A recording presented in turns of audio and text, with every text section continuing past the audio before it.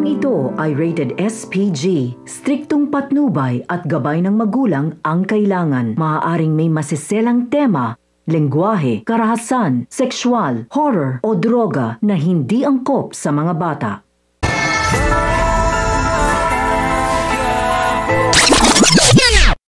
Mga dapat nating abangan sa FPJ's Batang Quiapo. Napakaliit na ng mundong ginagalawan ng mag-amang Ramon at Tanggol dahil tila ang mga taong nakapalibot sa kanila mismo ang siyang magiging dahilan upang tuluyan nga silang magkita. Sa pagdalaw ni Mokang sa presinto ay laking tuwa ni Tanggol dahil muli niyang nakita ang dalaga. Ngunit ayon kay Mokang naroroon siya para magpaalam dahil sa panibagong buhay na kanyang tatahakin. Ayon pa kay Mokang, ikakasal na siya sa lalaking tumulong sa kanya upang mapa-opera ang kanyang tatay Marsing. Walang kaalam-alam si Mokang na pinasundan na pala siya ni Ramon kay Severino matapos kang sabihin ni Mokang kay Ramon na may dadalawin lang umano siyang kaibigan na hindi nga alam ni Severino na sa presinto pala pupunta si Mokang. At dahil wanted din si Ramon at Severino ay hindi na nasundan ni Severino si Mokang. Itinawag ni Severino kay Ramon at sinabi na pumasok umano si Mokang sa presinto kung kaya't di na niya na ito nasundan.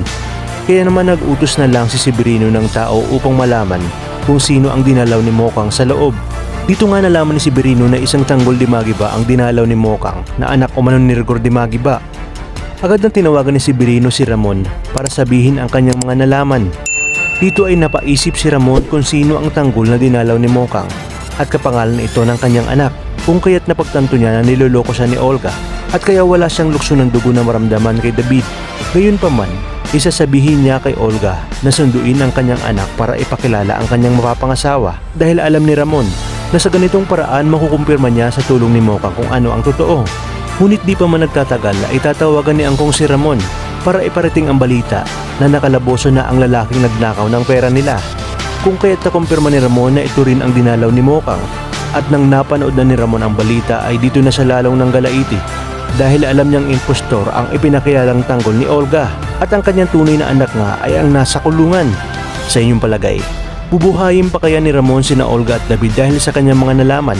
At ano kayang gagawin ni Ramon sa kanyang mortal na kaaway na siyang bumaril din sa kanya at bumaril din sa kanyang anak kung kaya't ito ay nakakulong ngayon? Kaya naman kapamilya, tutok lang dahil marami pa tayong dapat abangan. Dito lang sa pambansang teleserye ng Sambayanan, ang FPJ's Batang Quiapo.